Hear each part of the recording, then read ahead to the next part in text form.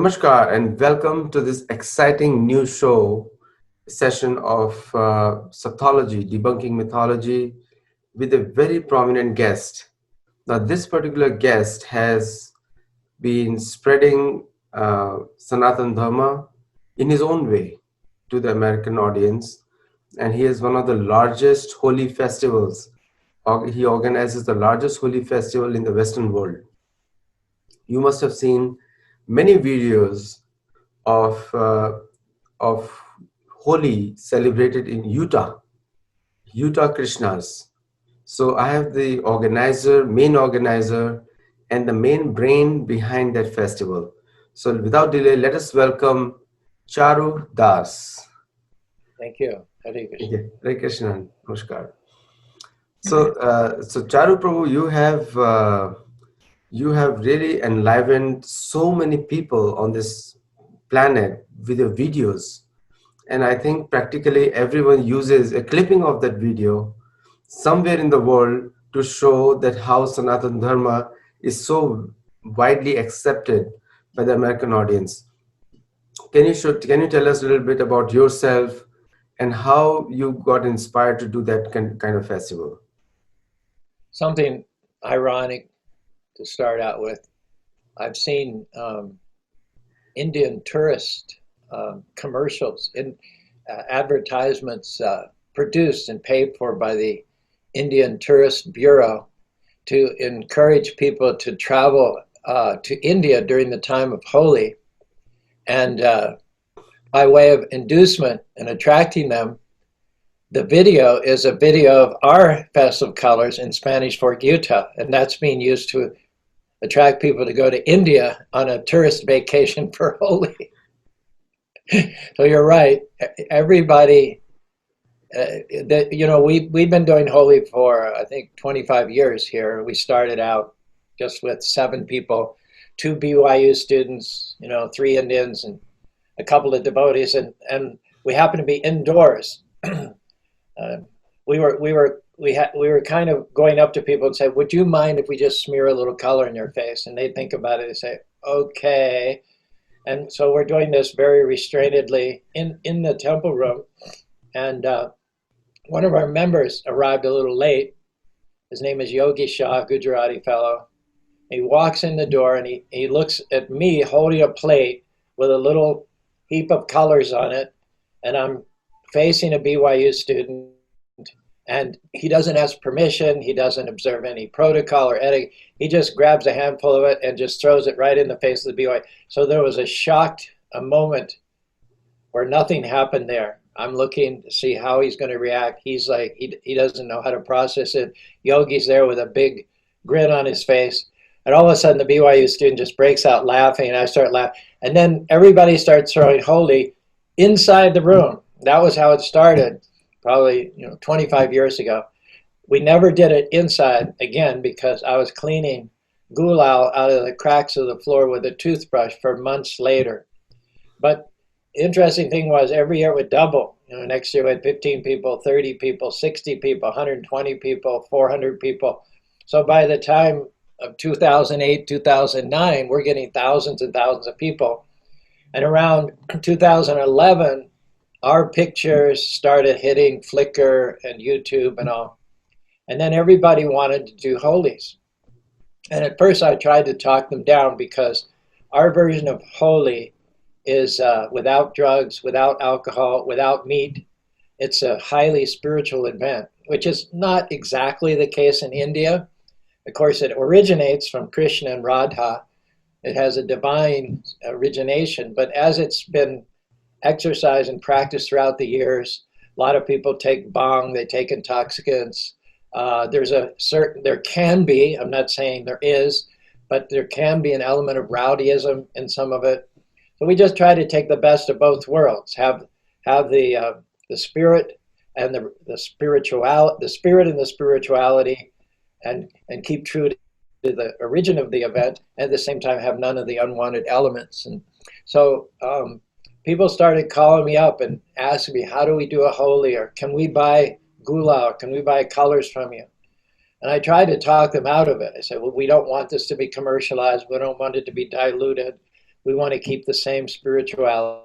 But after a while, I realized they're going to do their runs, their color runs, their festivals, whether I give them gulau or not. So then I just thought, well, I can't replicate this special event. I'm getting old, and I can only be in one place at one time. We actually do 9 holies in 3 states, but beyond that, I don't have capacity. So I thought, well, if I can inspire them to do a purified version of it, then why not? They can be our representatives. And so I started to give advice and started to tell people and started to share.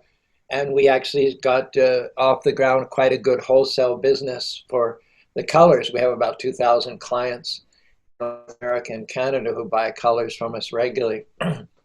So, and of course, I mean, you say we've interested thousands and thousands of Westerners in Sanatana Dharma. Let's be honest. Most people don't come to the Festival of Colors for the Sanatana Dharma-ish aspect of it. It's just a party for them. But we do our best. As I said, there's no drugs allowed through the door. We don't serve any meat, and I'm the MC. And all of our performers are yogis. They're vegetarians, vegans. They chant mantras. Although the music can vary. We have dub, we'll have house, we'll have reggae, we'll have ska, we'll have rock and roll, we'll have hip hop, we'll have soul. Every genre of music to satisfy a young crowd. But if they're, insofar as there's lyrics, they're always going to be Jai Ram, Si Ram, Govinda Gopal, Hare Krishna. So whatever people's motives are, and they're not always pure. Whatever motives people have, once they come in the door, we try to give them a really genuine spiritual experience. And by the time they've thrown colors and chanted and danced and eaten vegetarian food and then exited the ground, they're not exactly sure what happened there. It wasn't like any rock concert or any festival they'd ever been to before in their lives. There was some indefinable something about it, but they want it again. It's like take the example of a newborn baby. He wants something. He doesn't know what it is. He can't articulate. He can't describe it, but he has a certain hankering. And he may put this in his mouth, and this mouth, and this is mouth, and this is not it, this is not it, this is not it, and this is not it. But then when he gets the nipple of his mother in his mouth and he tastes the breast milk, this is what I was looking for. So people don't understand it, they can't articulate it. I mean, we do our best from the stage, but and they may not, like I said, have a specific understanding. They may not be resolved to practice japa or vegetarianism, but they do have this sense that they got something for which they were hankering on a very deep level, and that helps to perpetuate. We have almost everybody comes back year after year, and they all bring their friends. I don't know what it is, I don't know how to describe it, but you got to experience it. Sanatana Dharma, I don't know. I mean, we're going for a voyage of Sanatana Dharma, but our attendees, they're all over the map. But each and every one of them, I say this with comment, each and every one of them is better for the experience. No, I think that's what matters, the consistency, the experience, and also the intentions. We may not recognize the intentions of the organizers, but that mindset plays a very important role. In your mind, you're doing it for a greater good for the human society, and that's what it matters. My next question to you is like, were you inspired by Prabhupada in any way to organize this festival? That's a good question. There are conservatives in ISKCON, amongst my godbrothers, who criticize us, who say, well, Prabhupada never said, we should do Holi, or for that matter, Prabhupada never said we should do Diwali and this and that and the other thing. But Prabhupada did say that I've come to America and you guys have good brains. So I'm depending on Americans to tax your brain how to spread Krishna consciousness. I mean, Americans don't necessarily manufacture. We're not known for being manufacturing geniuses, but we are known for being marketing geniuses. We know how to package something and market it all over the world. And Prabhupada recognized that, and that's one of the main reasons he came to America. So if I don't use my God-given intelligence to think of ways, innovative, creative ways to spread Krishna consciousness, I don't think that I'm pleasing my spiritual master. And so when the conservatives criticize me and tell me what I shouldn't be doing, I just ignore them. You brought a very important point, that conservatives that you said, but I think The thing is, a thing has to be known by its fruits. exactly. You could say Prabhupada didn't say this or that and the other thing, but the fact is that tens of thousands of people have become favorable to ISKCON, to Krishna consciousness. They've opened up their hearts to devotees.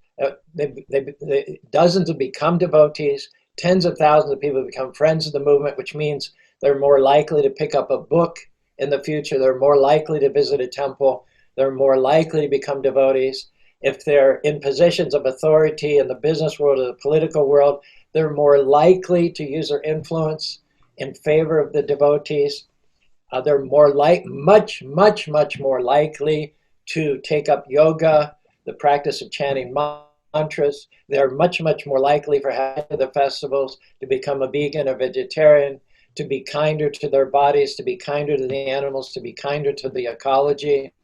So, there are some devotees who measure your success by how many people that you inspired to join ISKCON and become temple residents. So if you're very good at that, you might, and if you have leverage, you're a swami or guru or something, and depending on who you are, you could bring maybe from 1 to 50 people into the temples every year. In other words, you could take from 1 to 50 people 100 steps in the course of a year forward in Krishna consciousness. We don't do that, but we take 60,000 people 1 step or 2 steps. So if you do the math, I feel pretty good about what we're doing. Exactly, numbers never lie, and that's a bottom line. When Prabhupada also said that his organization will grow through finance and organization, and I think you've done a terrific job in that. I think I'm very inspired by what you have done, and thank you for coming on this channel. Now, coming back to what you said about conservatives, if you look at that, then America today is the most innovative country on the planet. And I think for many generations also, the kind of new technologies which Americans have produced, and also the American ingenuity in promoting good concepts has been known the world over. And I think you have used it to the best possible way in spreading the dharmic consciousness. No drugs, no meat, no any type of intoxication, just pure fun on Harinam. That's what you do exactly. So you're only promoting Harinam in a way. So now my next question to you is, what is the challenge that you face, or what are the key answers? You already spoken a little bit to these conservative elements who are trying to give you an alternative reason.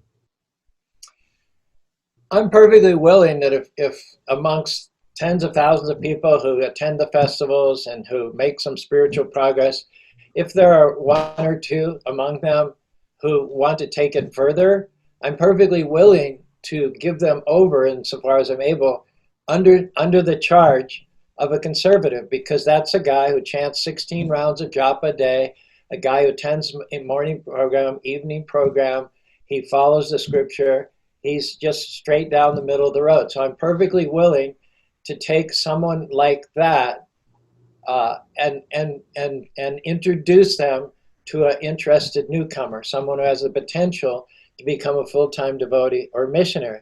because they're when we say conservative, it means they're following everything very, very strictly and very, very completely. Now, because of their strictness, they don't have any outreach. I mean, it's very limited, like I say.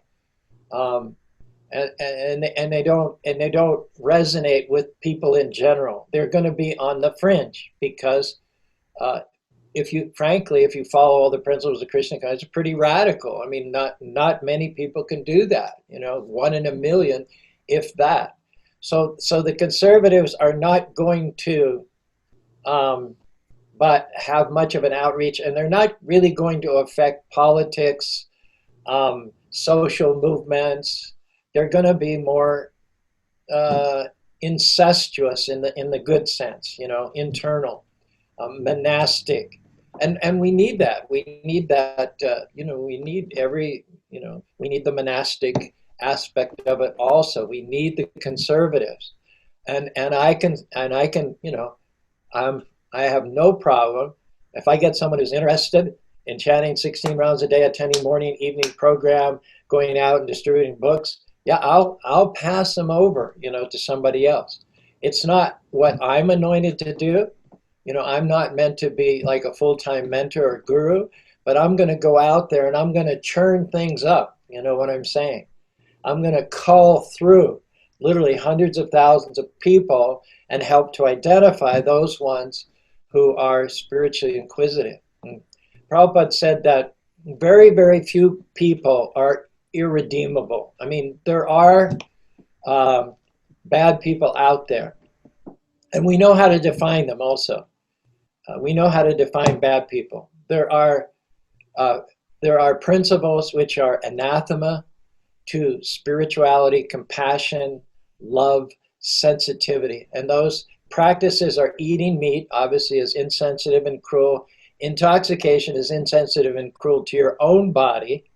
And when you're intoxicant, you lose good judgment and you tend to do things which are harmful to others, like drunken drivers, for instance. So there are certain things, and what we call economic development is really, it tends to be out of control nowadays. You need to find a balance between getting from the planet the basic things that you need for subsistence and then keeping the planet sustainable.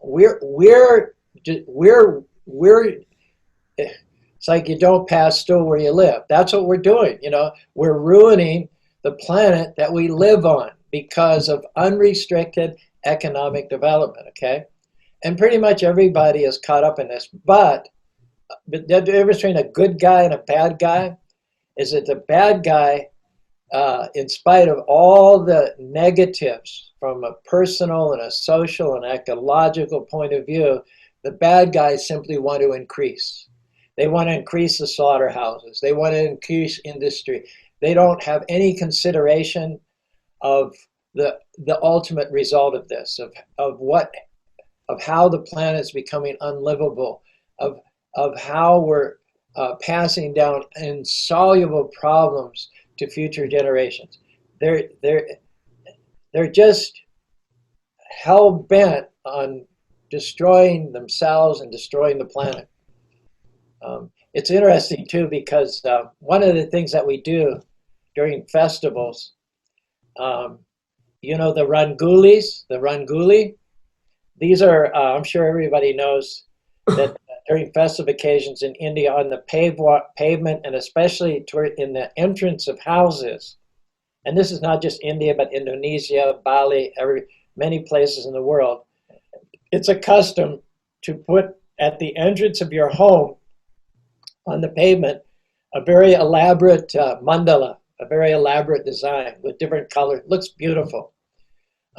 Now, the reason behind that is demons, mischief makers, ghosts and spirits, they don't have subtlety. You know, they have an idea and they just go straight for it impulsively. They don't stop and think about it. It said before you put your mouth in gear, put your mind in gear.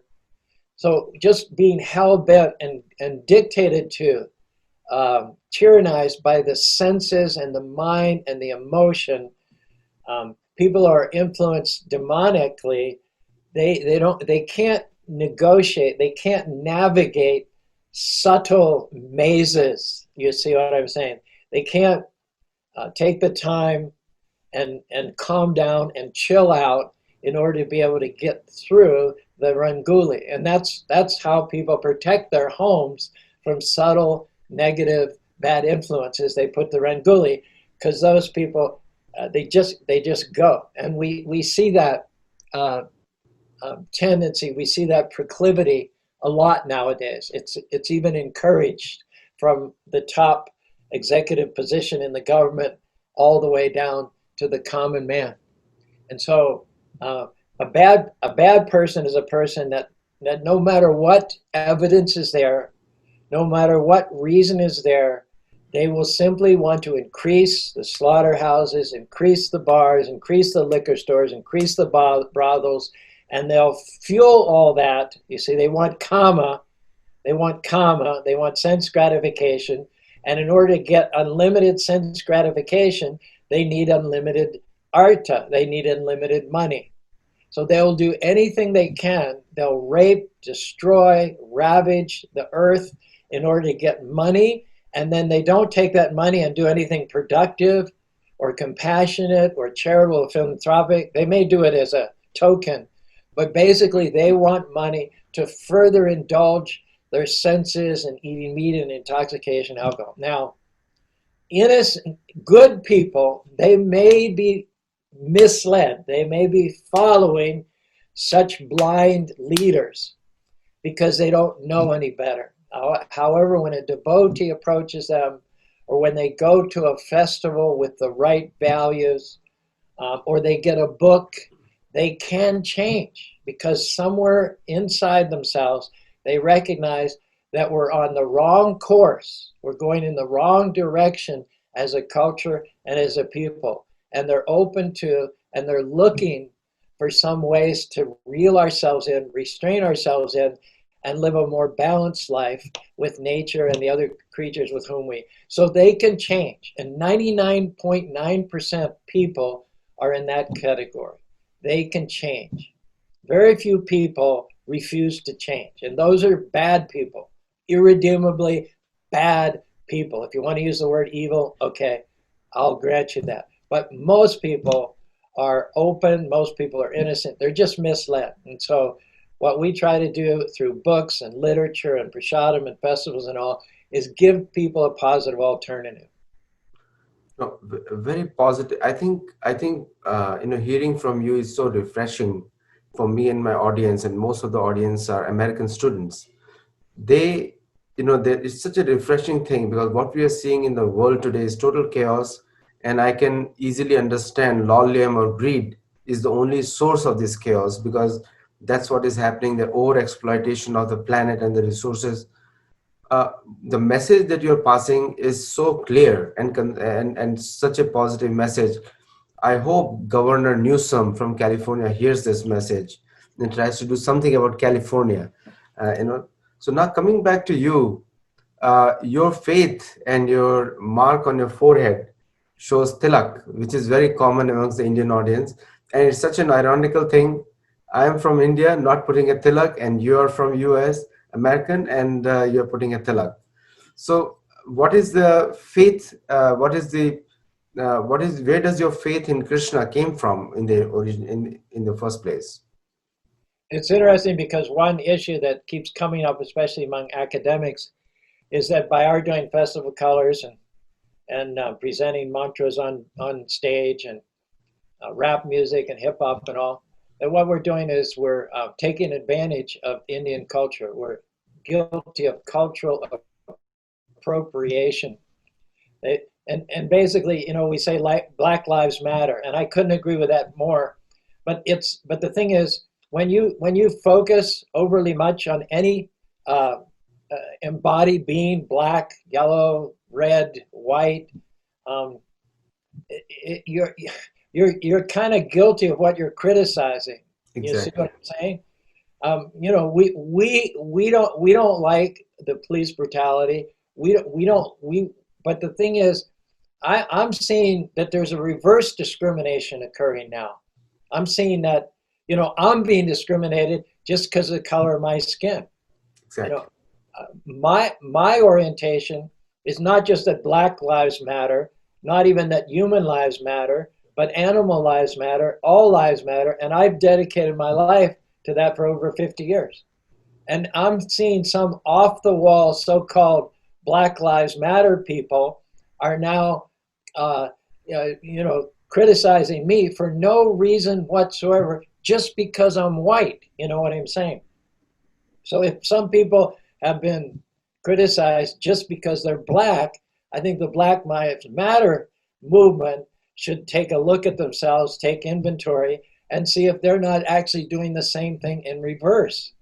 The only uh, comprehensive, uh, common denominational worldview is that life is not black or white or animal or human. You're always going to miss it. You're going to become like that which you criticize unless you understand what is life. If you say Black lives, that tells me you don't understand. You don't understand what it's an oxymoron. Black life, the living force is not black. It's not white. It's not yellow. It is spirit, you see. It is transcendental. And wherever you see animation, wherever you see life, even in an ant, you need to respect that because that is a part and parcel of God. God loves that living entity. He may be embodied in a supra or human or subhuman species in this incarnation, but irrespective of how that spiritual entity is embodied due to its karma, you should know that God loves him, and you should respect all living entities, knowing that they're all part and parcel of God. So we're not, someone says, well, you're appropriating Indian culture. Well, what you just did by leveling that criticism, by saying that, is you just basically that to me is the problem. You see that you identify as an Indian, and this Holi Festival is your festival, and only brown people can do it. And how do white people presume to do a brown people's festival? I mean, they can come to our festivals. They can come to our festivals. They're welcome to come as guests. But when they do it, when they take the vital principle of diversity and unity and celebrating our differences, oh, they can't do that. We're the only. But you see, the point is that you're denying diversity by claiming a franchise on a festival like that. You're anti-diversity, you're anti-spirit, and basically you're anti anybody who's not Indian or white, or brown. So whenever you say Hindu or Indian, anything that has to do with ethnicity or what, even species or nationality, what you're doing is putting a barrier. You see, when we do the Festival of Color, we're doing it from a point of view that we're all spirit. Exactly. Look at all the festivals that you see in the world today. They're celebrating their ethnicity, or they're celebrating their nationality, they're celebrating their genealogy, all of which is bodily based, and it's sectarian. Exactly. If it's an Icelandic festival, you're basically thumping your chest and saying "Bruhaha, we're Icelandics," which separates you from the Scandinavians and the Norwegians and the Finns. What to speak of the Africans and the Asians? You see what I'm saying? So if culture is meant to bring people together under a common banner, not only are we not guilty of cultural appropriation, but we're actually right in the middle of what culture is supposed to do. Is we're taking people from all over the world, and by adapting in our own way what was originally a divisive, exclusive, nationalistic seasonal ethnic festival. We're taking that, the seed of that, and we're spreading it so that people can come together and celebrate each other all over the world.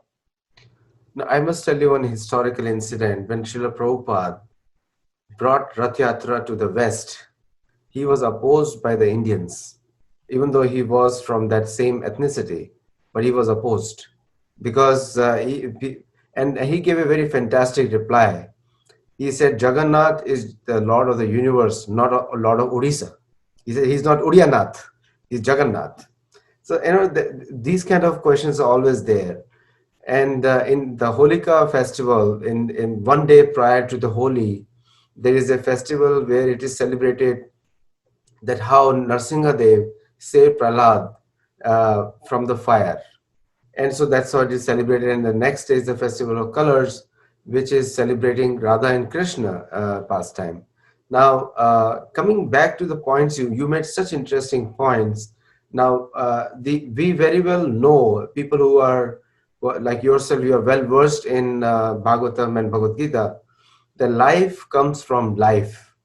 Life doesn't come from chemicals. So attaching life to a chemical, which is the way our skin color is or anything, is a pigmentation, is a really an oxymoronic idea, falsified idea, is a mythology.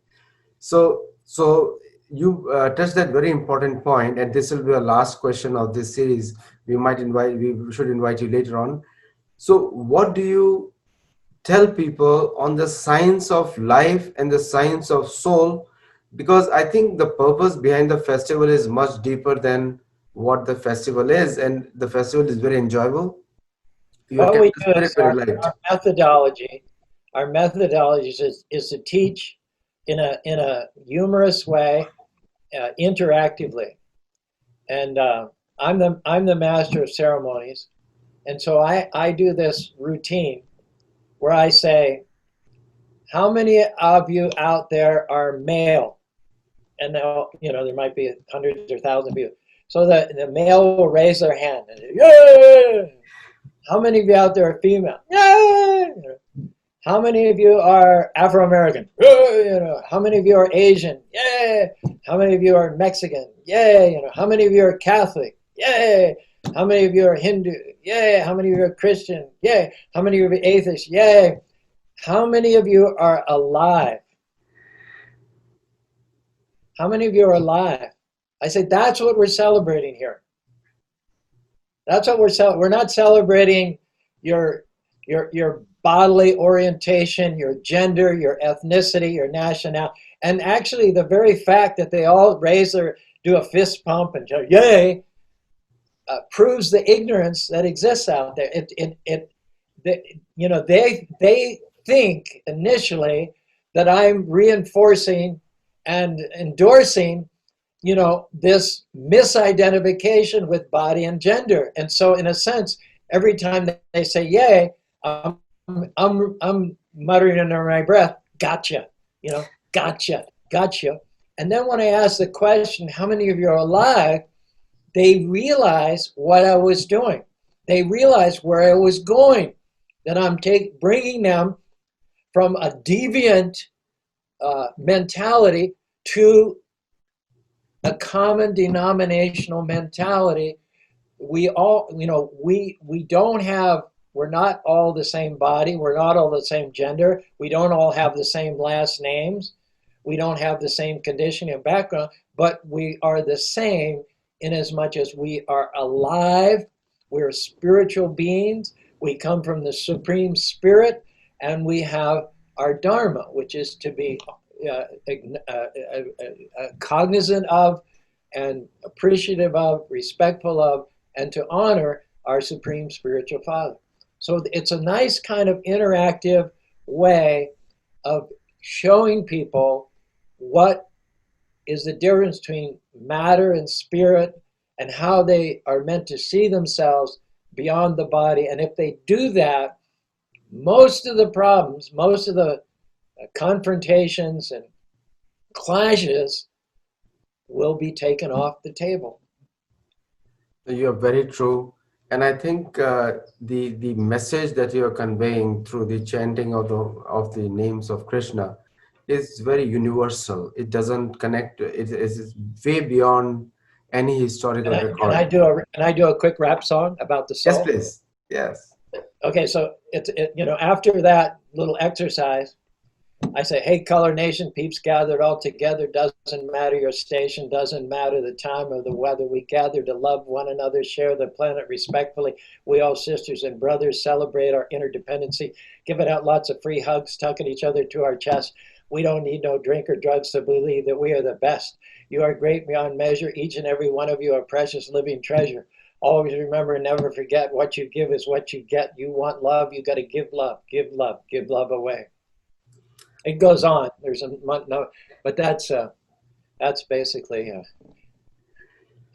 Amazing, amazing. I think you are competing with George Harrison on "Oh My Sweet Lord," so is as good as that. Now, coming back to the students, there's one question comes to the mind of everyone here. Well, I'll just ask one question from the student who is watching. Uh, the question is that how does soul and Krishna are related? Lord, master and servant. That's all. It's just like I'm an American. The president is American, so we have that in common. So God is spirit. I come from God. I'm made in the image of God. So I'm spirit, and spirit is by definition eternal, full of bliss and knowledge, called Sat Chit Ananda. So God is Sat Chit Ananda, and coming from Him, I am also Sat Chit Ananda. I'm eternal, full of bliss and knowledge. But He's called Sat Chit Ananda Vigraha. He's the full embodiment of knowledge, bliss, and eternity. So while there's a qualitative oneness there, there's a quantitative difference. The president and I may both share Americanism, but I don't live in the White House. I don't drive an Air Force One. I don't fly in a special plane. So he quantitatively, he's the supreme, he's the top guy, and I'm just subordinate. So the relationship between me as an individual cognizant being and God, who created millions and millions and millions of uncountable living beings like me, is that He is the supreme and I am the subordinate. He is the master and I'm the servant. He's the loving Father and I am His son or daughter. Thank you so much. And that was Charu Prabhu from utahkrishnas.com. If you want to support them, you can go to utahkrishnas.com, make a donation, and connect with them directly to the temple. And he's the source behind that entire inspiration and a beautiful temple which you This is see our behind temple. him. Yes, we can see that. It's a beautiful temple in Utah. It's a Krishna's temple, and he himself single-handedly has come up with the entire construction. And I think you were supported by some Mormon Christians also locally there. We got a $25,000 grant. Temple cost 1.2 million to build in 2000. Well, we started in 1998. So the Mormon Church gave their nod of approval in the form of a $25,000 donation. Okay, so I think that's so you can say where there is a will, there is a way, and what a beautiful message that Charu Prabhu brings to all of us. And so with that, we'll end this show. Thank you for watching, and we will invite him back. Many of you want him back to complete the rock song, the music that he said with the guitar or some musical instrument. So thank you, and keep watching and the Sattology show.